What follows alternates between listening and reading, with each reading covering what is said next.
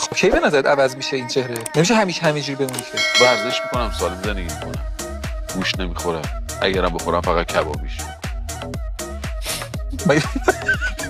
چه عزیز من ورزش میکنم، من از صبح ورزش میرم سر می‌کنم؟ کار ورزش میکنم، تا شبم شب. وقتی از سر کار برمیگردم ورزش میکنم. نه. چرا آخه داری اینجوری میگی؟ خب چه ورزشی؟ میشینم تا خود لوکیشن رو با ماشین خودم میرم. آقا مگه ما نمیگیم ورزش اتومبیل رانی؟ نه واقعا. آخه واقعا خنده‌دار نیستی؟ نه. کلاژ میگیری، ترمز میکنی، فرمونو. تازه بعضی موقع دفعه تصمیم اینا میبره خیلی سفت میشه، بعد